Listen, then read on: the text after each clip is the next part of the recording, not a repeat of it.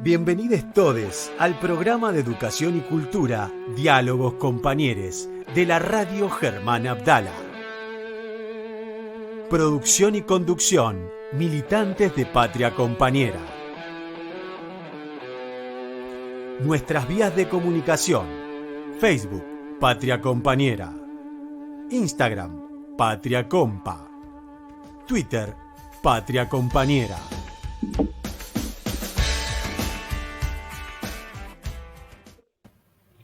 Muy buenas tardes, Armando. ¿Cómo estamos? Hola Alicia, ¿todo bien? ¿Cómo estás vos? Y bueno, muy buenas tardes para todos nuestros escuchas, nuestros compañeros, nuestra audiencia. Muy En un buenas día tardes. particularmente frío que el invierno no nos quiere abandonar, parece.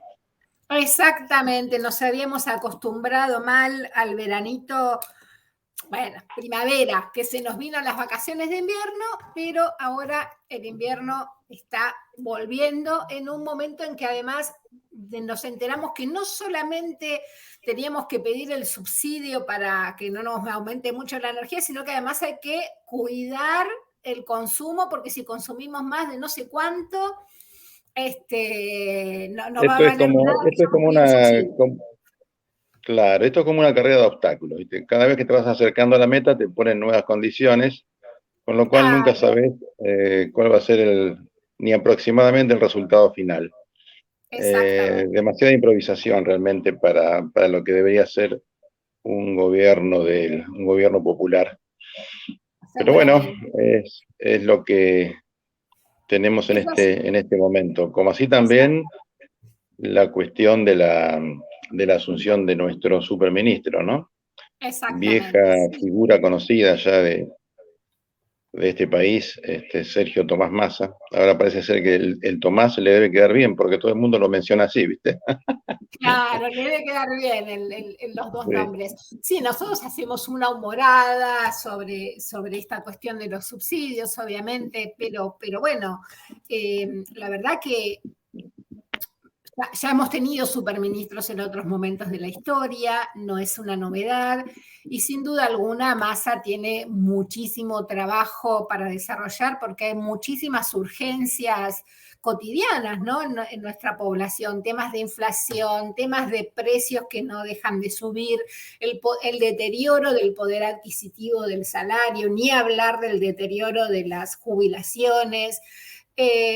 Bueno, y la desigualdad, pero al mismo tiempo la participación de los trabajadores en la distribución de la riqueza es cada vez menor, ¿no? Cada vez más concentrada en los poderes económicos y bueno, estamos en una situación muy complicada, muy grave para nuestro país. Y sobre todo por el tema, también se agrega a esto el tema inflacionario, ¿no? Exactamente. Con lo cual se repercute negativamente cada vez más en el poder adquisitivo. Y lo que vos decías del reparto de la riqueza es grave en el sentido de que veníamos hasta el 2015 casi en un 50 y 50 entre los dueños del poder económico y los dueños de las empresas y demás, y los trabajadores. Pero ahora estamos ya casi en un 60-40, suponte 59-41, y eso se nota y mucho, porque es un detrimento no solo de poder adquisitivo, sino también de los sectores que votaron a este gobierno, y hoy se ven realmente muy perjudicados y sin nada que avisore, digamos, un cambio en lo inmediato, Alicia. Pero bueno, esto es lo que tenemos. Sí, Y bueno, y Sergio Tomás Massa con demasiadas medidas pro mercado y pocas para el otro lado, y además con, bueno, las eternas falencias del Frente de Todos en cuanto a la participación de las bases en las decisiones públicas, ¿no? Así que bueno, en eso estamos. Es algo que tiene que ver un poco con, a ver, por ahí, no cómo decirlo de manera que no suene tan drástica, pero digamos, hay muchas cuestiones del contrato electoral que se van rompiendo, ¿no? Respecto de las bases que sostienen al Frente de Todos. Y la verdad que, bueno, ahora tiene que ver un poco con qué se haga para contener la crisis cambiaria, qué se puede hacer para que haya este stock de dólares que se necesita el Banco Central como para poder más o menos mantener el precio del dólar, pero al mismo tiempo afrontar los compromisos de pago internacional, porque el condicionamiento de la deuda externa no se va por más que venga Sergio Massa.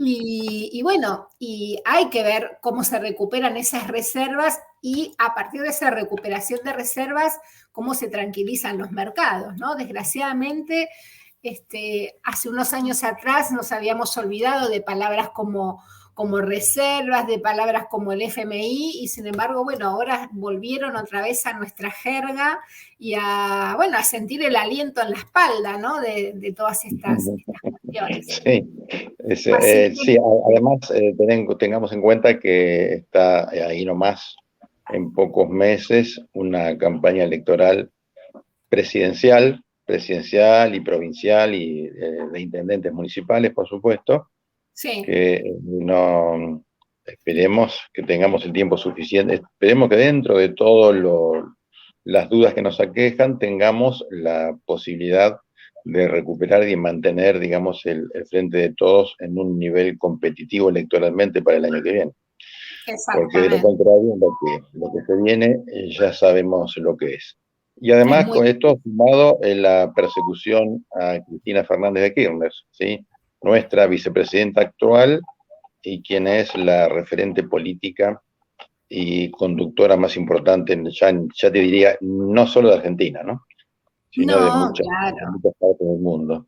Ya es una figura internacional y bueno, justamente gran parte de lo que en este momento estamos viendo en relación al juicio que se está llevando adelante por la obra pública en Santa Cruz, tiene este fondo, ¿no?, de intentar una proscripción de Cristina para, en caso de que sea una eventual candidata para las próximas elecciones. Sigue siendo la personalidad política que mejor mide en las encuestas, que sigue teniendo la mayor intención de voto.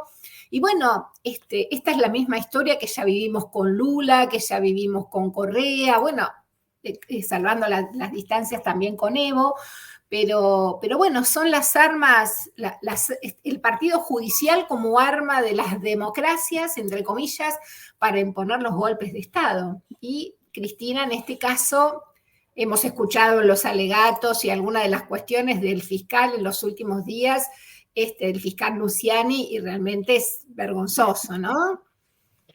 Sí, pero no les importa nada. Bueno, es lo mismo que pasaba en la época de las dictaduras. No les importa nada. Si se muere gente, si matan gente, el Poder Judicial siempre está al servicio del poder económico más tradicional y más conservador. Pero bueno, ha empezado a haber reacciones y movilizaciones así de pequeña cantidad de gente en diferentes lugares. Ahora hay una movilización que está convocando la Central de Trabajadores de la Argentina, con Hugo Yasky a la cabeza para el 17 de agosto. También hoy, en la ronda de las madres de la Plaza de Mayo, su habitual ronda de los jueves, convocaron también a movilizar para defender a Cristina, o sea que, bueno, eso es un aliciente realmente, porque ya no nos queda mucho tiempo para reaccionar, digamos, porque igualmente, Alicia, yo he leído por ahí de gente especializada en tiempos judiciales, lo cual es todo, es toda una especialidad, digamos, ¿no? Una especialidad bastante particular, que no hay tiempo para que a Cristina la procesen, la juzguen y la condenen antes de las elecciones del año que viene. Pero como de ese Poder Judicial se puede esperar cualquier cosa, no, yo creo que tenemos que estar muy atentos y organizados para prepararnos a defender las instituciones y fundamentalmente a nuestros conductores. Claro, porque para proscribirla, le contamos a nuestra audiencia, ella tendría que tener sentencia firme. Y entre las apelaciones que pueda haber, que después esto vaya a la Corte Suprema y todo, no dan los tiempos. Pero bueno, aún así todo, la situación, siempre desconfiamos con el Poder Judicial.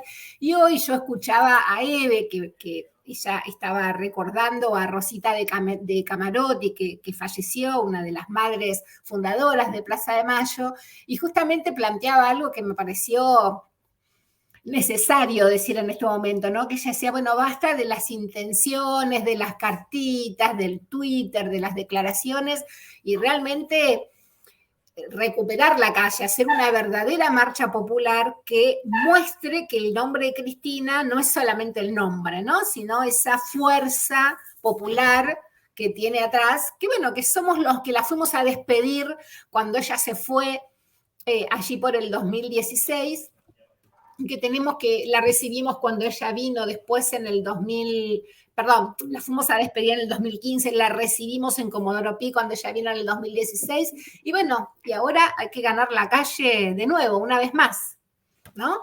Totalmente, eso sí que fueron hechos históricos para nosotros, para el país. Vos sabés que quería hacerte una pequeña pastillita respecto de Rosita, la madre de Plaza de Mayo que falleció. Si mal no recuerdo, era la que bordaba los pañuelos. ¿Puede ser? Exacto, sí. Vos sabés que algo me puse a leer hoy, a buscar alguna información de ella, y en efecto. Y Eve de Bonafini se veía muy, muy afectada, ¿no? Eran muy compañeras. Y bueno, también han transcurrido tantos años juntos de lucha que realmente ha sido muy doloroso para ellas, para todas ellas, y sobre todo para Eve, ¿no? Ya están grandes nuestras viejas queridas, pero bueno. Bueno, pero les contamos. Hay jóvenes militando en MADES, hay jóvenes militando en muchos organismos de derechos humanos, y bueno, hay que apostar a fortalecer esos espacios, ¿verdad?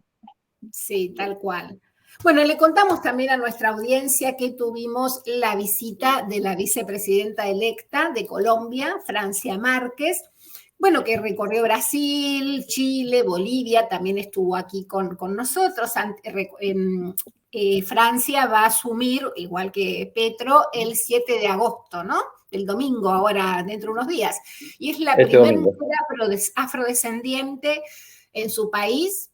Yo diría que no sé si hay muchas más en América Latina, en ser vicepresidenta. Así que, bueno, fue una muy grata visita por aquí, por nuestro país. Exacto, y estuvo en el Centro Cultural Kirchner, el CCK, con Adolfo Pérez Esquivel, y en ese momento expresó que, dijo textualmente, mi presencia no es solamente la presencia de Francia Márquez, soy muy consciente que mi presencia es la representación de pueblos históricamente excluidos, marginados, olvidados y violentados. Y el mayor desafío que tenemos en promover la paz es silenciar las armas y atacar las causas de la violencia armada. Dijo Francia, estas causas que tienen que ver con el hambre, tienen que ver con la garantía de derechos y que tienen que ver, escucha esto, con el abandono del Estado. ¿Sí?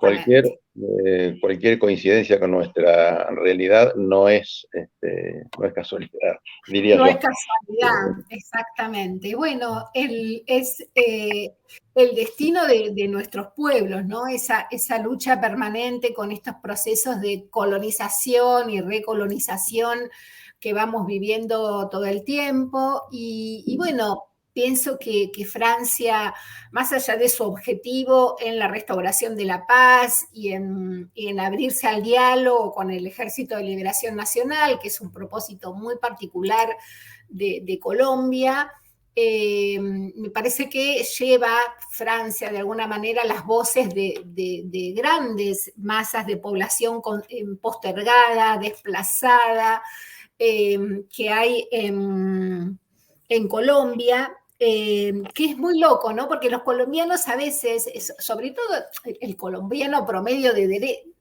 derecha, o que cree que se incolumna a la derecha, como el promedio argentino-argentina que hace lo mismo, ellos dicen, bueno, ahora vamos a hacer Venezuela, ¿no? Esta cosa de que vamos a hacer Venezuela. Y Colombia es un país muchísimo más injusto y con violaciones a los derechos humanos mucho más terribles que Venezuela, ¿no? Pero no poder ver la propia realidad es parte de estos procesos de recolonización que estábamos diciendo. Sí, además, fíjate que el grado de violencia en la sociedad colombiana, sobre todo violencia ejercida desde las Fuerzas Armadas, desde los grupos parapoliciales amparados por el Estado, es muchísimo mayor, yo te diría que es el país de nuestro continente latinoamericano más violento en este sentido, ¿sí? Pero claro, la colonización cultural no está pensada así alegremente como algo pasajero, sino que viene desde mucho atrás, y además el poder hegemónico de los medios, o el poder de los medios hegemónicos, hace que muchísima gente que se cree honesta, que se cree decente, que se cree independiente, piense exactamente como sus verdugos. Y esto es lo que es preocupante, y bueno, votemos y hacemos votos para que tanto a Petro como a Francia Márquez les vaya muy bien y vayan logrando sus objetivos a partir de este domingo, ¿verdad? Exactamente. Y acá yo quería retomar un comentario que nos hace la compañera Marta Bruno. Ella se pregunta cómo viene la movilización planteada para el 17 de agosto. Porque bueno, ella dice, salvo situaciones excepcionales como el 17 de octubre del 45 o el 19 o 20 de diciembre, la calle se gana con organización y con convocatorias múltiples. Estamos totalmente de acuerdo, Marta, por eso uno tus comentarios a lo que decía hoy la querida Eve, ¿no? Basta del Twitter y el basta de no sé cuánto con el hashtag que corresponde, con el que por supuesto estamos todos de acuerdo, en que todos estamos con Cristina, pero como bien vos decís, la calle se gana con organización, y esperemos que quienes están en este momento convocando a la marcha, los nombraba hace un ratito Armando, sostengan firmemente la propuesta y la organización, porque ahí vamos a estar, ¿no? Todos en la calle con Cristina. Falta poco para el 17 de agosto, en su momento parecía muy lejos, pero ya estamos. Así que hay que avanzar en la organización popular e insistirle a los dirigentes que organicen la movilización. Vamos a salir espontáneamente, pero también que la sostengan los dirigentes, ¿no? Me parece muy piola el aporte de la querida compañera Marta. Bueno, muy bien, Alicia. Estamos en condiciones ya de pasar a la segunda parte de nuestro programa de hoy. ¿Qué te parece? Vamos a la placa de actualidad, Rosana, cuando vos dispongas.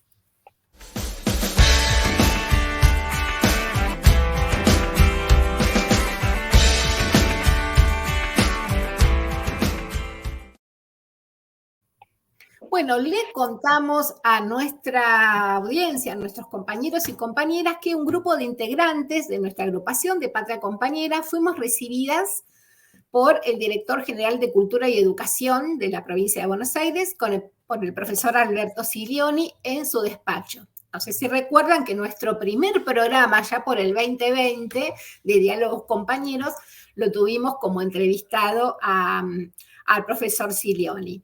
Y bueno, mantuvimos una extensa charla con el ministro, le presentamos un informe de las actividades que nosotros realizamos en nuestra militancia educativa dentro de nuestra agrupación. En realidad, él nos conoce por el programa de radio, por nuestras vinculaciones con el Instituto Patria también, y bueno, pudimos exponerle algunas preocupaciones que tenemos en el territorio, algunas propuestas para vincular las acciones territoriales que realiza nuestra agrupación con las políticas que se vienen desarrollando desde la Dirección General de Escuelas. Y bueno, en estos momentos críticos y en estos momentos de pospandemia, la escuela tiene que fortalecerse con la tarea militante de todos los compañeros y compañeras docentes.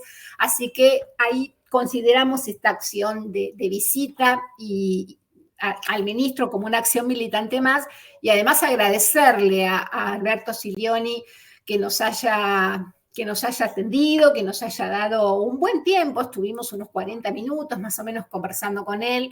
No es algo regular, no todos los funcionarios tienen las puertas de sus despachos abiertos, así que estamos muy, muy contentos y contentas desde la agrupación, y agradecidas también y agradecidos por la invitación. Sí, yo creo que ha sido un paso adelante importante, porque no hace mucho además que Alberto Silioni es el ministro de Educación de la provincia de Buenos Aires. Así es. La provincia tremendamente compleja, porque tenemos la mayor cantidad de alumnos y de docentes del país, hasta te diría que es una de las estructuras educativas más importantes de Latinoamérica, ¿sí? Así es. Y estamos hablando de educación pública, así que Así bueno, es. yo creo que es un buen comienzo esta reunión con él y esta charla, a la cual, por supuesto, como vos decías, Alicia, le agradecemos fuertemente a Alberto el haberse prestado a charlar con Así nosotros, es. ¿sí? Bueno, les contamos también que nuestra columnista, la compañera Nancy Roldán, realizó una entrevista a Miriam Sinkergrani. ¿Se acuerdan que estuvimos charlando en el programa anterior con esta docente investigadora de la Universidad Nacional del Sur que investiga cuestiones vinculadas a discapacidad? Y hoy vamos a escuchar la segunda parte de la entrevista realizada por Nancy, en la cual nos habla de la publicación de su libro. Rosana, cuando vos dispongas. Adelante, Ro. Entonces, desde ese lugar, ¿vos qué le pedirías al gobierno, a un gobierno, a todos los gobiernos, porque esta resistencia, este trabajo viene desde hace muchísimos años? Pensemos en el momento actual. ¿Qué le pedís? Sí. Fundamentalmente que la discapacidad tiene que ser un tema de agenda urgente, pero no es agenda escrito en un papel, sino de políticas públicas reales y en relación al derecho a la educación. Tiene que haber un cambio estructural, ¿no? Porque hay apuestas a la inclusión, tenemos papeles, normativas, pero en la práctica hay una gran distancia entre los marcos conceptuales y normativos y la práctica real. Y yo creo que el gobierno debería apostar, ¿sí?, a la formación docente. La formación tiene que ser clave, pero no una formación dual, como seguimos teniendo por la de Buenos Aires, donde se educa para los normales y para los otros, o lesotres, ¿no? Porque seguimos esa formación paralela que responde a un sistema educativo paralelo, donde unos se educan en un lugar y tienen el privilegio de compartir espacios comunes de aprendizaje y otros no. Entonces, la verdad que primero que garanticen los derechos a través de políticas públicas reales en todos los ámbitos, no solamente en el educativo, pero en lo educativo, sobre todo, ¿sí?, que haya formación docente, recursos económicos para la transformación, porque también se requiere cargos docentes bajo en escuelas comunes con una propuesta educativa inclusiva que puede ser un diseño universal del aprendizaje u otro. Bien. A ver, porque para nuestra audiencia ese concepto de diseño universal del aprendizaje es, entiendo, extremadamente novedoso. Si yo te pidiera que en un pequeño párrafo vos pudieras definir qué entendés o qué se entiende, o que en realidad a qué apunta la idea de diseño universal del aprendizaje, ¿vos me dirías? Sí, claro, el diseño universal del aprendizaje piensa en aulas diversas, per se, o sea, que no, el aula de por sí tiene una diversidad en el estudiantado, entonces trabaja con la diversidad y no con la homogeneidad. Entonces, lo que a donde apunta es a generar propuestas o diseños curriculares flexibles para que sea rápidamente personalizable cualquier tipo de enseñanza, estrategia o contenido. Entonces, lo que tiene que existir es propuestas flexibles, donde todas las personas puedan acceder a iguales contenidos, pero con propuestas o estrategias pedagógicas, con una apertura hacia la inclusión, ¿no? Entonces, yo te escucho y en realidad pienso que desde lo fáctico también hay cuestiones que no estarían tan lejos. Yo creo que faltan decisiones, porque la inclusión excede al colectivo de estudiantes con discapacidad. Totalmente. Y es interesante pensar que esto se pudiera aplicar para todos, todos los estudiantes, y de esa manera seguramente se facilitaría la enseñanza y obviamente los resultados en el aprendizaje serían muchísimo mejor. Y a la sociedad, Miriam, a toda la sociedad, ¿qué le pedirías? Bueno, sin duda la discapacidad no es un problema individual que le ocurre a una persona de forma aleatoria y a sus familias, ¿no? Porque todavía persiste esta idea asociada a lo médico o a esa tragedia individual, y la persona en todo caso para poder parte de la sociedad se tiene que rehabilitar, curar, algo tramposo porque no es así. Entonces es un asunto, en realidad, más que una cuestión individual, es un asunto público que le atañe a la sociedad en su conjunto, porque la discapacidad es un tema de relaciones, ¿sí? La discapacidad lo que viene a mostrarnos es una sociedad injusta, que lo que hace es generar permanentemente barreras para cualquier persona que no se ajuste a esa capacidad corporal obligatoria, sea cual sea, ¿sí? Y que no puede vivir, por lo menos no puede participar plenamente de esa sociedad. Entonces, como es una cuestión de relaciones, lo que pido es un cambio de actitudes, pero para generar cambio de actitudes, para mí la clave está en la educación, porque ¿cómo generar cambio de actitudes si seguimos educando para segregar? Si seguimos marcando al diferente y no trabajar con las diferencias. Entonces no hay posibilidad de cambio si no hay un cambio en la educación, sobre todo desde los niños hasta los adultos. Entonces hay que hacer un cambio, y creo que también ahí hay una cuestión importante que no solamente está en la educación, sino en los medios de comunicación. Ya aprovechando esto, siempre digo, cada vez que me hacen una entrevista, apelo a los medios de comunicación para generar un cambio cultural, para generar un cambio de mirada, ¿sí? En el que, para que ninguna persona se quede afuera, para que todas las personas puedan participar plenamente de esta sociedad que no es de unos pocos, sino que es de todas y todos. Es muy cierto, y yo creo que esto habrá que seguir repitiéndolo muchas veces, hasta que se haga carne en la mayoría de la población y podamos encontrar esos cambios que necesitamos todos para sentirnos mejores seres humanos, realmente. Miriam, mil gracias. El libro.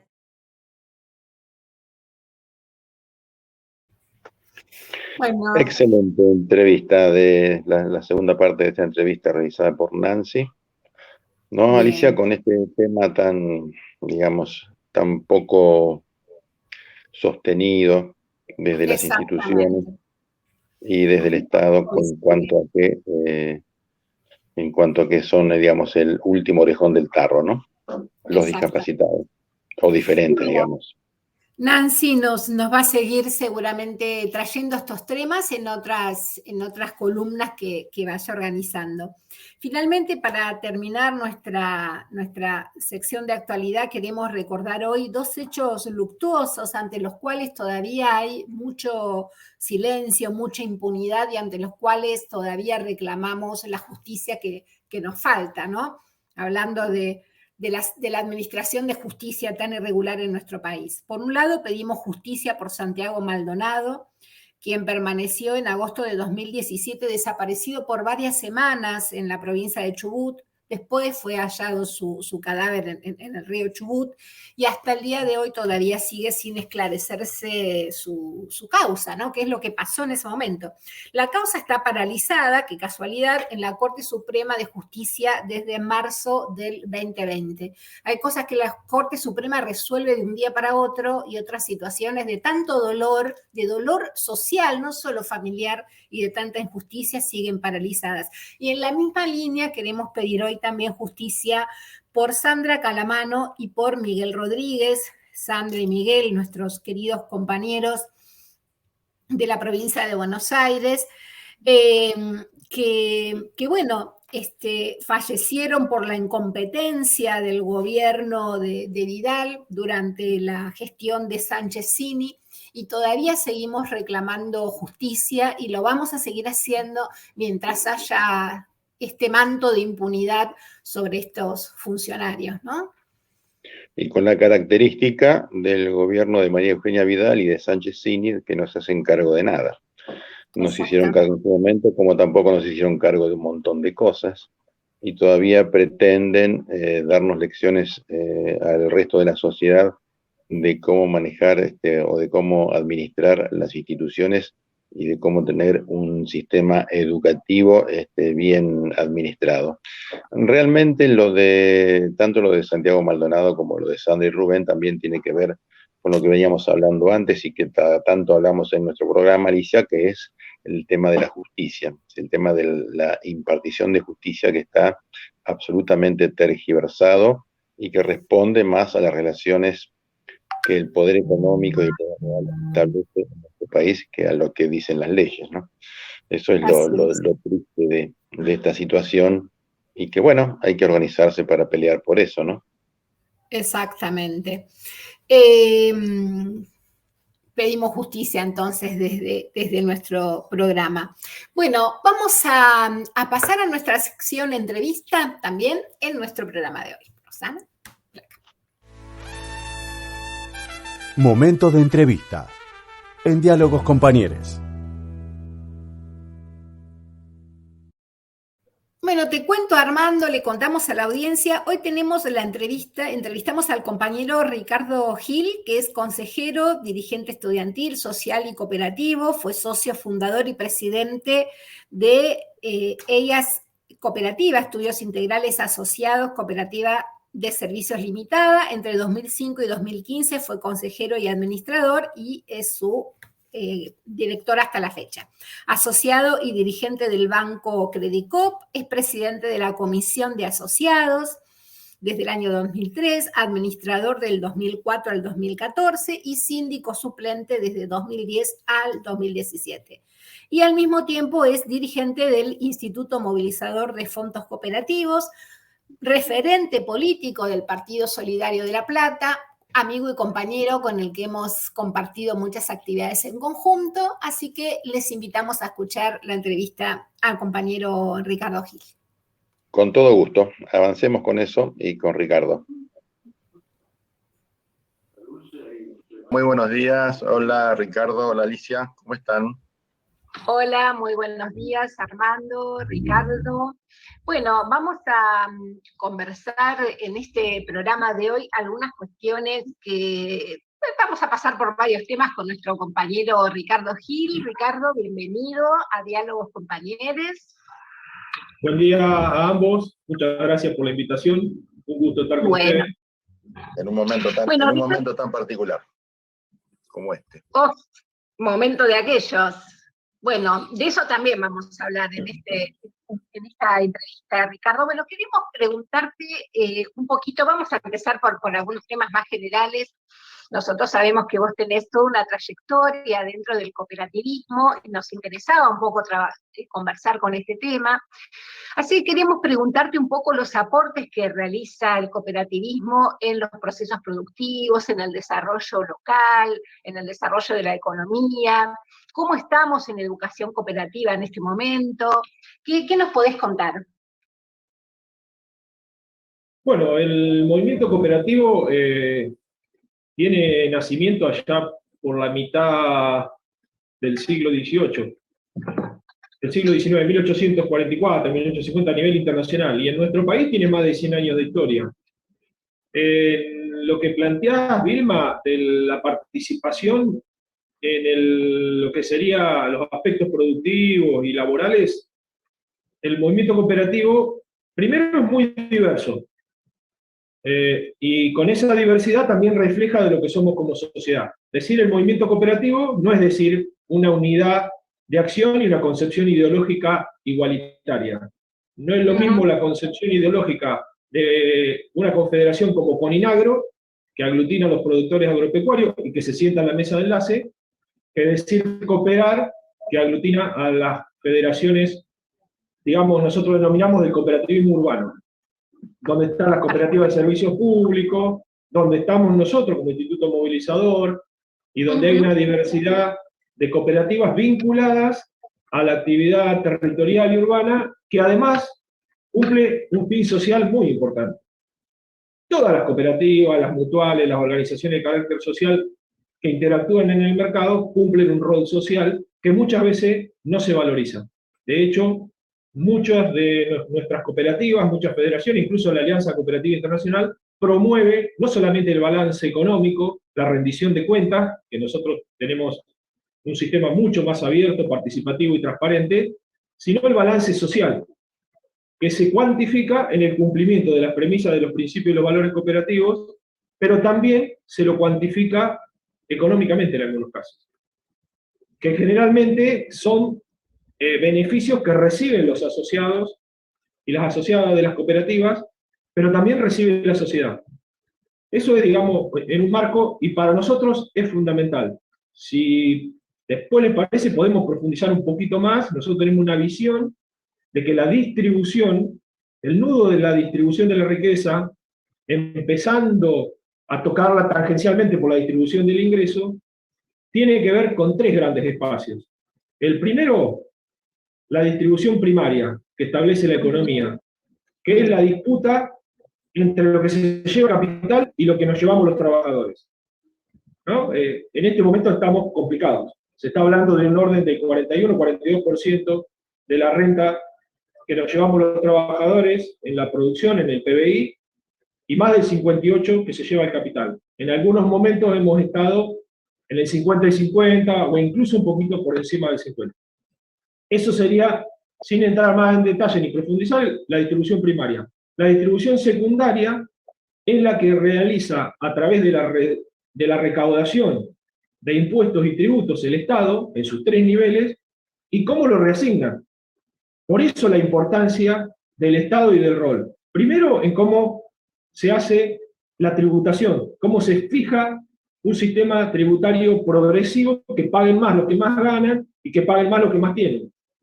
Estamos en deuda todavía con eso. Y después, ¿cómo lo asignamos? ¿Sí? Compensamos las asimetrías, las debilidades, y promovemos el progreso de aquellos que más necesitan, de los servicios que tienen que llegar a todos. En general, combatir la desigualdad.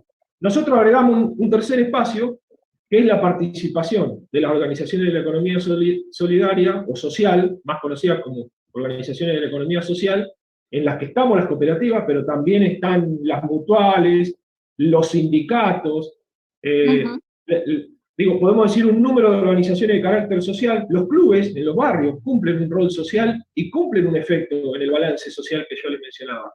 Nosotros pensamos que hay que promover ese desarrollo. Claro. Promover la ampliación de la participación de la economía social y solidaria en el mercado, que lamentablemente es capitalista. Nosotros no nos asumimos como una rueda de auxilio ni una alternativa, ni el espacio que atienda la parte postergada, sino nos asumimos como un modelo distinto, un modelo de disputa al sistema capitalista que tenga que ver con la participación, con el compromiso, con la democracia, con la transparencia de la administración de los fondos. Y en algún momento se habló de que el movimiento cooperativo y mutual estaba en el orden del 10% del PBI. Sí. Es difícil cuantificarlo, es difícil. Nosotros creemos que hemos perdido cierto espacio, pero se habla en la Argentina de más de 17 millones de asociados a cooperativas y mutuales. Lo que sucede es que eso, algunos, por ejemplo, yo soy socio de más de una cooperativa, como mínimo de 3 o 4, entonces seguramente figuro en los 3 o 4 lugares. Pero bueno, esas son parte de las estrategias de integración que están en deuda del movimiento cooperativo, de desarrollar más redes, más integración y más aumento de esa participación en el PBI nacional. Pero, sí. No, quería preguntarte cómo se piensa desde la educación cooperativa, ¿no? Porque a veces, viste, hay como muchas, se cree que, bueno, formar una cooperativa es fácil, o que formar una cooperativa es reunir trabajadores de la economía popular, que viene alguien de afuera y los organiza en cooperativas. ¿Cómo pensamos un poco, cómo se formaliza una educación o una, digamos, difusión de lo que es el pensamiento cooperativo, ¿no? Porque no solamente es un elemento económico, ¿no? Sino que hay toda una perspectiva del desarrollo social y de las relaciones sociales también en el movimiento cooperativo. Bueno, el tema de la educación cooperativa es un tema congénito de las cooperativas. De hecho, nosotros tenemos 7 principios. El 5º principio tiene que ver con la capacitación, la información y la educación cooperativa. Está plasmado y planteado como una obligación para el interior de nuestras organizaciones. Y de hecho, en la legislación argentina nosotros aportamos, debemos reservar el 5% de nuestros excedentes para ejecutarlos en educación, formación y capacitación cooperativa. Exacto. Que no solamente tiene que estar destinado, prioritariamente tiene que estar destinado a quienes participan de la cooperativa y la conducen. Ayer teníamos una charla y yo hablaba de la importancia de quienes asumimos representaciones, de analizar el contexto internacional, del contexto nacional y del vínculo con las partes interesadas para poder tomar decisiones. Nosotros no podemos estar esperando a que pasen las cosas. Nosotros tenemos que tomar decisiones induciendo a que pasen cosas y condicionando las cosas que pasan, que tenemos que controlar, y promoviendo lo que queremos que suceda. Eso tiene que ver con la formación, con la educación y con la capacitación de nuestros asociados y asociadas, de nuestros dirigentes, pero además ese fondo se puede trasladar a federaciones cooperativas y se puede destinar a la promoción de la educación cooperativa de toda la sociedad. Pero además tenemos una legislación en la Argentina, una legislación que establece la educación laica y gratuita, el rol que tiene que cumplir el Estado, e incluso hay una ley nacional que establece y promueve que las provincias adhieran a la formación de la educación cooperativa en los 3 niveles de educación. Estamos muy flojos desde el Estado en la implementación de eso. En la provincia de Buenos Aires existe hace más de 20 años la adhesión a ese famoso artículo 90 de la implementación de la educación cooperativa, y yo siempre digo, es muy difícil enseñar o promover el cooperativismo en las escuelas primarias, secundarias, en la universidad, si nuestros docentes no conocen de cooperativismo, no están formados en cooperativismo. Y ahí es donde la condición política vinculada a la educación debe tomar esa decisión política. Nosotros luchamos con eso tanto a nivel nacional y particularmente en el Consejo Asesor Cooperativo de provincia, del área que es la autoridad local de las cooperativas. No es la autoridad de educación, no tiene la responsabilidad de hacerlo, pero sí en cada gestión le planteamos, y ellos son el nexo con el Ministerio de Educación de provincia, pero lamentablemente no se toma ese tema. No se toma. En algún momento hubo alguna promoción de puntaje para cursos de cooperativismo para docentes, pero eso después depende de cada docente de que lo haga, pero no se implementó. En la provincia de Entre Ríos hubo una experiencia en la que participamos, la Fundación de Educación y del COP, que pertenece a nuestro espacio, al espacio del Instituto Movilizador, colaboró con eso, armó los planes. De hecho, tuvimos algunos programas con puntaje en la provincia de Buenos Aires, pero la decisión política por ahora no se ve. Y mientras no generemos esa convicción ideológica del valor que tiene para nuestros docentes, no va a llegar a nuestros jóvenes. Y si yo te digo que la formación en ciencias económicas, por ejemplo, yo tengo una hija que es contadora, en 5 años en la Facultad de Ciencias Económicas de la Universidad Nacional de La Plata le dieron 2 horas de cooperativas. ¿Qué puede aprender un contador, una contadora en 2 horas en toda la carrera? Sí, sí, sí. Hay una decisión política. Exacto. Incluso hasta la autonomía de los contenidos en las universidades, para los profesionales que después deben asesorar en el mercado a las cooperativas que competimos con las empresas. Claro. Tal cual. Decime, Ricardo, te llevo un poco inevitablemente a la actualidad política de lo que estamos transitando en este momento, ¿sí? Y respecto del Partido Solidario, del cual vos sos integrante, y tienen también un protagonismo importante en la Cámara de Diputados de la Nación con Carlos Heller. ¿Cuál es la visión de ustedes y la tuya propia respecto de la entronización del superministro Sergio Massa con vinculado de algún modo con esto de la construcción de un sentido colectivo y solidario desde la política en nuestro pueblo, ¿sí? ¿Cómo lo ves vos, digamos? Empezando por ahí, por lo más sencillo, Sí. Digamos. Pregunta fácil. Indudablemente es mi opinión, porque como en todas las organizaciones donde discutimos y aplicamos la democracia interna, no siempre tenemos coincidencia plena. Incluso, yo siempre digo, uno de mis 2 referentes máximos es Carlos Heller, y no necesariamente estoy de acuerdo siempre en todo. Pero, o lo mismo que reconozco a Cristina como la máxima estadista que he conocido, y también pienso que a veces se equivoca y se ha equivocado. Digo, cuando nosotros endiosamos nuestros referentes y nos alineamos, en el pensamiento estamos perdiendo lo principal que estamos promoviendo, que es la participación y el pensamiento crítico. Así que dejo bien en claro que es mi opinión, pero que seguramente coincide en el grueso de lo que ambos piensan. La reestructuración del gabinete, yo no tengo dudas, es la consecuencia de la disputa entre los mercados y el gobierno. No le pongo nombre y apellido, pero después terminamos con los nombres.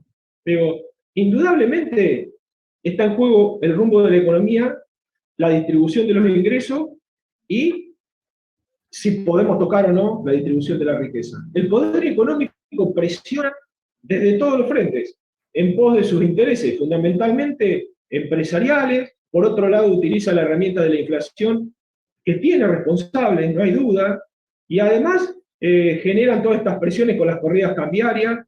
Digo, acá hubo un punto de inflexión, el acuerdo con el Fondo Monetario Internacional, que no decía la palabra ajuste, fijaba 2 o 3 condiciones, entre ellas la generación del vínculo del valor del dólar con la inflación. Y además, tasas altas. ¿Qué podíamos esperar de los actores económicos si nosotros aplicamos un plan que tiene esas 3 condiciones? Que cada vez que hubiera un índice de inflación en ascenso, iba a subir el dólar, y además iban a subir las tasas, y cuando suben las tasas, sube el dólar y hay inflación, va en detrimento del poder adquisitivo de la mayoría, va en detrimento de la pérdida de trabajo, y va en favor de ganancia de aquellos que aglutinan el poder y concentran el poder económico para las tomas de decisiones en los momentos de crisis. Digo, yo no tengo duda que la inestabilidad monetaria y la inflación la generaron, fue un momento de desestabilización. El otro aspecto es que se generó una interfase con la designación de Batakis que al poder económico no le gustó. Claro. O sea, esto no, es indudable. ¿Por qué? Porque a partir de la designación de Batakis en el Ministerio de Economía, todos los voceros opositores encendieron todas las alarmas y plantearon una alerta pensando que podía venir, por ejemplo, algo que Batakis llevó adelante en el gobierno de Scioli, que fue una medida que tuvo un mínimo impacto, pero tuvo una altísima reacción, fundamentalmente en la sociedad rural y en los propietarios de los campos. Se revaluaron los bienes rurales, incluso también se revaluaron los bienes de vivienda, ¿no? Pero en esa época se dio una disputa, digo, esto en la provincia de Buenos Aires refleja que hoy la participación de la recaudación del impuesto inmobiliario es el 8%. ¿Saben cuánto era hace 25 años? El 36% de la recaudación de la provincia de Buenos Aires. O sea, ahí hay también una transferencia de ingresos a la inversa, ¿no? Bueno, ese es un ejemplo de lo que a lo mejor la historia de Batakis reflejaba y podía llevar adelante. Más allá de que el condicionamiento y el corset que tiene del acuerdo con el fondo la condicionaba a una gestión ortodoxa de la economía. Digo, el cambio hacia Massa, primero, es preservar que esto no se va a tocar. Yo no tengo duda. Digo, las medidas de anoche están claras. Las primeras 4 son ajustes. Pongámosle el nombre que quiera. Exacto. Pero la ortodoxia económica llevada, digo, el congelamiento de vacante en el Estado. Claro. Clarito, ¿no? ¿Quiénes lo hicieron? Fijémonos, la designación de Daniel Marx en la gestión de su equipo económico, quien estuvo en la reformulación y modificación de cada vez que nos condicionó la deuda, no solo con el fondo, con todos los deudores, los endeudamientos que tuvimos. Está claro, digo, bueno, esperemos. También digo, somos lo que hacemos, no somos lo que decimos. Veamos cuántas cosas se pueden implementar y en qué sentido van. Claro. Por ejemplo, hay otra señal que a mí me toca, porque me interesa, los servicios públicos están vinculados a muchas cooperativas, pero además está en mi esencia la participación en la defensa de los derechos de los ciudadanos como usuarios, como consumidores.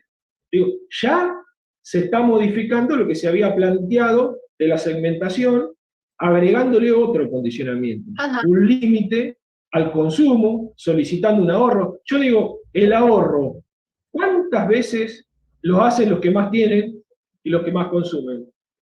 Sí, sí, sí, sí, sí. Claro. Ni hablar.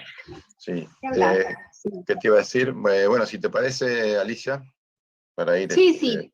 cerrando Queríamos ya con... preguntarte en línea con esto, ¿no? Pero corriéndonos un poco del tema, pero también en línea con lo que estamos hablando, ¿no? Nosotros sabemos que inclusive nuestras agrupaciones han trabajado de manera conjunta en varias actividades que tienen que ver con la defensa de la soberanía en sentido amplio, ¿no? Y de la soberanía entendida como el cuidado de nuestros recursos, como la distribución equitativa de nuestros recursos, como evitar el saqueo, el extractivismo. ¿Qué postura asumen, digamos, vos también partidariamente respecto de la defensa de la soberanía? ¿Y cómo nos paramos frente a la defensa de la soberanía en esta profundización del modelo de dependencia que estamos viendo? Bueno, para nosotros, para el movimiento cooperativo alineado en el Instituto Movilizador, es probablemente el eje vertebrador de todas las otras cuestiones, la soberanía. Porque la soberanía política te permite independencia económica y además te permite el implementar medidas que vayan a esa igualdad que pretendemos, a esa equidad que queremos, a ese acceso de derechos para todos y para todas. Digo, yo, uno de mis referentes, a cual conocí, pero no traté mucho, fue Florial Gorini. Digo, tiene muchos escritos que además es el inspirador y el formador de Carlos Heller y de Edgardo Font, que fue uno de mis grandes maestros, que lamentablemente lo perdimos el año pasado. Digo, la soberanía en todos sus actos. Digo, nosotros tenemos un país, en primer punto, la soberanía económica. Para quien admira y revaloriza la posición de un verdadero revolucionario como fue Manuel Belgrano, planteaba la soberanía económica y el valor de nuestra propia moneda para la comercialización y para la relación con los otros pueblos del mundo como esencial. Pero también planteaba la soberanía en la toma de decisiones de los aspectos en los cuales el Estado controlaba y ponía el rol y el foco para producir y para generar trabajo. Primer eje, educación e inclusión. Segundo eje, en esa época planteaba la producción agrícola y el trabajo industrial artesanal para poner valor agregado. Pero eso no servía de nada, decía Manuel Belgrano, si no tenemos una flota mercante que, por ejemplo, la producción de trigo la ponga en el puerto de nuestros compradores. Si la flota mercante es de nuestro comprador, nosotros habremos perdido 7/8 de la ganancia. Si nosotros la ponemos en la puerta de nuestro comprador, tendremos 7/8 más de nuestra ganancia. Digo, esas eran las cuentas, está escrito por Manuel Belgrano, 1809, 1810, pero además él no se quedaba con eso. La soberanía implicaba poder tener tus propios navegantes formados, tus propios diseñadores de barcos, construir la marina, y en esa época promovía el cultivo del lino y del cáñamo, no porque era fisiócrata y estaba a favor de la agricultura y buscaba cultivos alternativos, porque el lino generaba tela para hacer las velas y el cáñamo hacía las sogas. Digo, ese concepto de hace 210 años, aplicado con la evolución de la tecnología, que además nosotros somos un país con conocimiento, con desarrollo de la investigación científica para la tecnología aplicada, somos un país con recursos, somos un país con energía. Digo, en eso nosotros, todos los integrantes del Partido Solidario y del Instituto Movilizador, no tenemos duda, estamos alineados. De hecho, el proyecto de YPF del litio es un proyecto de nuestro bloque, presentado por Juan Carlos Puño, insinuado por Carlos Heller. Digo, en eso nosotros no tenemos duda. Ahora, mencioné un tema que está vinculado con la tecnología en todos sus aspectos. También es parte del condicionamiento de nuestra soberanía. Y es otro debate que nosotros tenemos que dar, porque es otra ventaja comparativa, no solamente los recursos, sino siempre nos quedamos en que los recursos son los producidos o extraídos, sean minerales, sea petróleo, o sean los que produce el campo con su producción. Por ejemplo, en el caso del petróleo, digo, como todo está vinculado con todo, la negociación de la deuda de refinanciamiento con los deudores privados que hizo el ministro Guzmán antes de entrar en la negociación con el acuerdo con el fondo, condicionó la prórroga de extracción de petróleo tradicional con Pan American Energy. ¿Por qué? Porque quien le maneja los fondos de inversión a Pan American Energy es el fondo de inversión del mundo, BlackRock. Y BlackRock, para condicionar el refinanciamiento, digo, ¿cómo está todo atado con todo? Es pérdida de toma de decisión en independencia económica, es condicionamiento de los recursos. Y bueno, y volviendo a la tecnología, ayer estábamos en una charla y yo comentaba una información, digo, la evolución tecnológica, si nosotros no la aprovechamos y condicionamos la intervención que nos hacen de eso, evitando que nos desarrollemos o condicionándonos el uso de la tecnología propia, en los últimos 2000 años, 2022 años, por tomar la era cristiana, las evoluciones han sido puntuales hasta hace 50 o 60 años. En los últimos 50 o 60 años se ha dado un crecimiento abrupto del desarrollo tecnológico y el cambio en nuestras vidas, en las comunicaciones, digo, en los celulares, cómo pasó a ser una dependencia y cómo influye, mayoritariamente positivamente, pero en otros aspectos nos condiciona negativamente. Nos hace más individuos, nos hace creer que manejamos verdades que no son, digo, hay el vínculo con las redes, y hoy tienen más poder Google, Netflix, Facebook, o BlackRock, manejando la financiarización del mundo, que ciertos estados, y nos condicionan. Digo, no nos olvidemos que Facebook indujo en el plebiscito de los británicos para estar o no estar en la Comunidad Económica Europea. Digo, imaginémonos lo que puede influir en nosotros. Así que digo, eso tenemos que tenerlo muy en cuenta, y está muy vinculado con la educación. Un país que tiene educación pública, que somos modelo, aunque se ha deteriorado, que apuesta a la ciencia y la tecnología, no tiene que dejar de atender también la soberanía tecnológica. Así que soberanía en los recursos, soberanía tecnológica, soberanía en la formación de nuestros jóvenes. La soberanía está en todo. Y digo, esto es la tecnología. Un dato que veíamos, el 99% de los científicos, que han logrado avances en tecnología aplicada están vivos en los últimos 2000 años. ¿Qué quiere decir? Esto que les decía, el efecto en los últimos 50 años de la tecnología. Y nos tenemos que preparar para convivir con eso. Exacto, así es. Bueno, Ricardo, la verdad que genial. Hemos pasado por un montón de temas que cada uno a sí mismo ameritaría una charla. Bueno, te agradecemos muchísimo y bueno, como siempre queda nuestro programa de radio y nuestro espacio a disposición de ustedes para cualquier cosa también que necesiten comunicar. Siempre estamos para este intercambio también. Yo les agradezco y les agradezco el esfuerzo que hacen.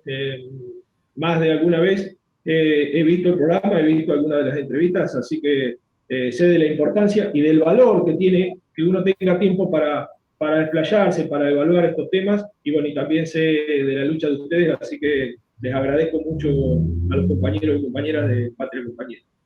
Gracias a vos, Ricardo, y a todos tus compañeros, y bueno, y brillante poder de síntesis, el tuyo. Así que nos estamos viendo, seguramente trataremos algún otro tema en el futuro por este medio, ¿vale?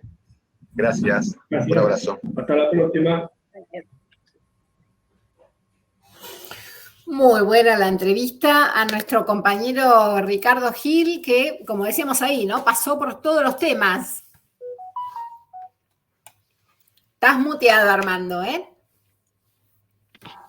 Perdón, les decía, Alicia, conceptos clarísimos, y además dejaba en cada uno de ellos un mensaje como para desarrollarlo mucho más todavía, mucho más por fuera de este espacio radial, ¿no?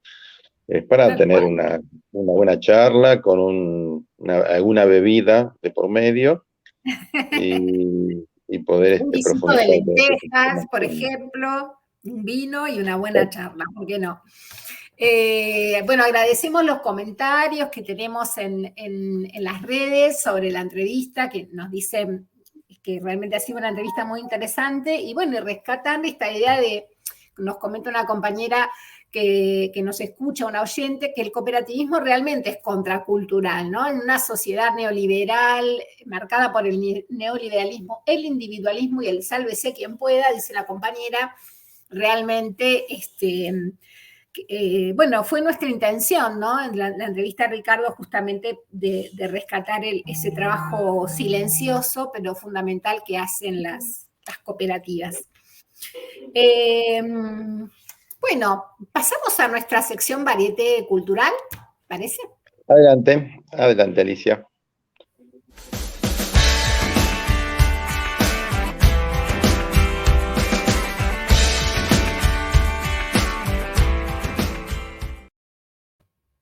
Hola, Cintia, muy buenas tardes, ¿cómo estás? ¿Cómo estás, Ali? Muy bien, muy buenas tardes a todas, todos y todes. Bienvenidos nuevamente a este segmento de Varieté Cultural. ¿Cómo estás, Alicia? Se nos fue Armando, lo quería saludar. Se me fue ahí de la pantalla. Nos cayó, es así, ¿viste? Un día subimos, ahí volvió, ¿viste? Usted lo pide. Hola, Cintia, ¿cómo estás? Bueno, muy bien, muy bien. Bueno, me alegra mucho verte. Bueno, en el día de hoy les vamos a estar mostrando a todos 2 videos. En un primer lugar vamos a estar viendo a nuestro compañero de redacción, Roberto Zungri, quien nos compartió una acción que realizó hace unos años en ocasión del 70 aniversario de la partida física de Evita, quien obviamente estará siempre en el sentimiento agradecido de todo este pueblo. Así que, Roxana, cuando quieras, lo compartimos.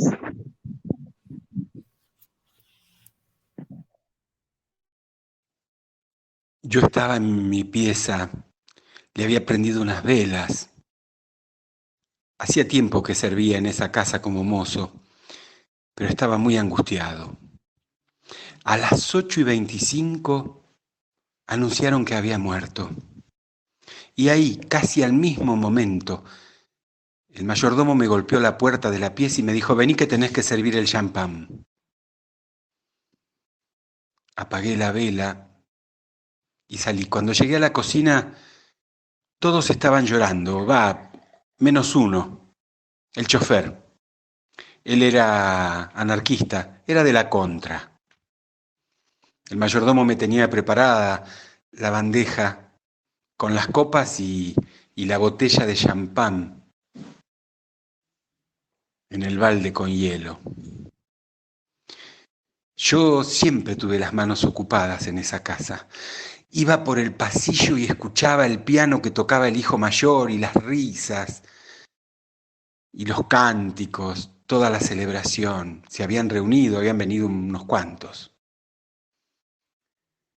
Y pensaba, ¿qué puedo hacer? ¿Qué puedo hacer? Y antes de la sala, en la mesita, bajé la bandeja, dejé el balde y una por una escupía dentro de cada una de las copas. Serví el champán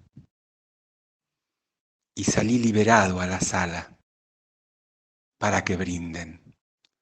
De nosotros no se iban a poder liberar nunca más.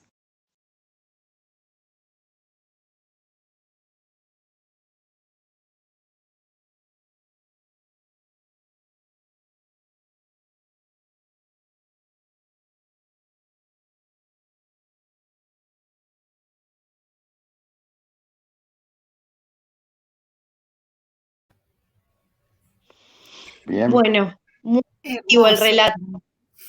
Muy emotivo. Así que agradezco desde Diálogos Compañeros a nuestro compañero Roberto por este relato que la verdad que emociona muchísimo. Bueno, y cambiando un poquito ahora, les quiero contar a todos, a todas, que este domingo 7 de agosto, a las 12 horas, esto es para agendar, así que por favor les pido que escuchen bien, porque a las 12 del mediodía en La Salamanca, el Centro Cultural La Salamanca, que está en 5, 61 y 62, se va a estar realizando un espectáculo, un homenaje a la Pachamama, y nuestra queridísima y amiga compañera Nora Rodríguez se va a estar presentando junto a un grupo de narradores.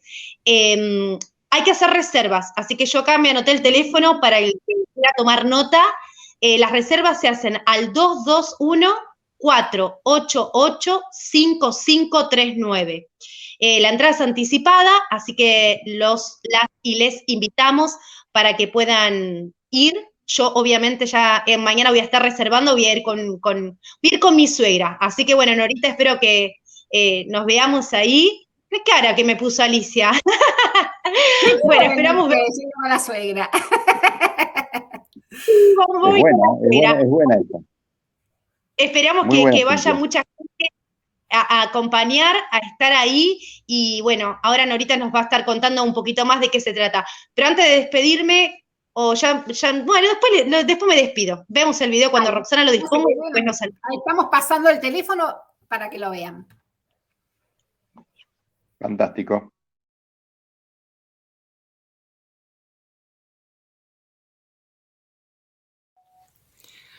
Hola, yo soy Nora Rodríguez, miembro de Patria Compañera, y quería invitarlos a un espectáculo, un evento que un grupo de narradores estamos organizando para este domingo en el Centro Cultural La Salamanca. El espectáculo va a estar coordinado por Susana Lino dentro del espacio Voces y Cuentos, y se va a tratar de un homenaje a la Pachamama, a nuestra tierra madre, tan necesario en estos momentos tan difíciles, agradecer y pedir. De eso se trata, de agradecer, de pedir y de cuidar a la madre que nos provee.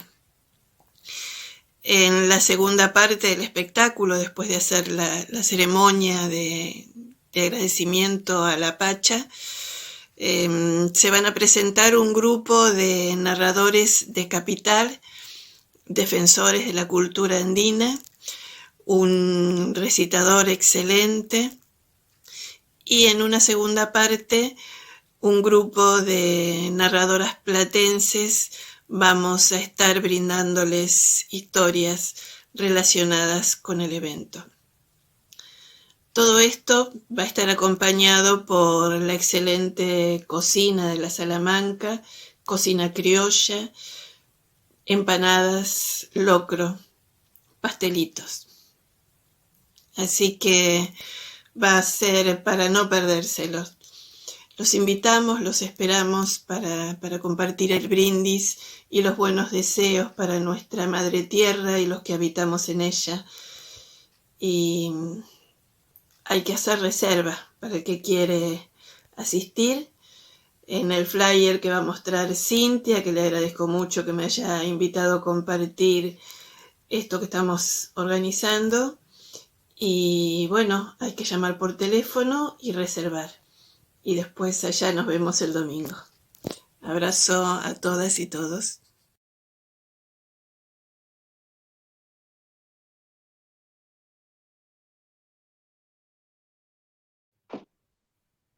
Muy buena propuesta. Bueno, una propuesta distinta para este fin de semana. Bueno, compañeros, yo me despido hasta el jueves que viene, o el otro, y como siempre les recuerdo que pueden enviar las solicitudes, los reclamos, convocatorias a nuestras redes, y desde aquí lo estaremos visualizando para todos. Así que les mando un beso muy grande. Gracias, Cintia. Hasta pronto. Muchas gracias. Bueno, antes de cerrar, queremos comentar dos cuestiones importantes. Una es que para todos los que son docentes de la provincia de Buenos Aires, se abre a partir de la semana que viene la inscripción en los registros 108A y 108B para el ingreso a la docencia. Y también contarles que este sábado 6 de agosto, en la sede de fines de nuestra agrupación de Patria Compañera, en diagonal 73, 56, 57, vamos a celebrar un nuevo egreso de estudiantes de fines de nuestra agrupación. Es un logro enorme para estos chicos y chicas terminar la escuela secundaria, y para nosotros como agrupación también significa un gran logro por este trabajo colectivo que realizamos a favor de la inclusión educativa. Así que, bueno, queremos festejar entre todos y quien quiera darse una vueltita, por supuesto, también está invitada. Ahí los esperamos en nuestra sede, entonces, y que tengan todos una buena semana. Hasta la próxima, Alicia, y hasta la próxima a todos. Frío. Nos vemos. Listo.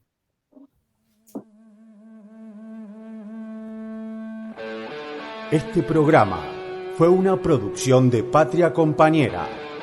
Nos pueden ver en la semana en nuestras redes sociales y en las de la radio Germán Abdala de AT Capital. Nos encontramos el próximo jueves a las 19.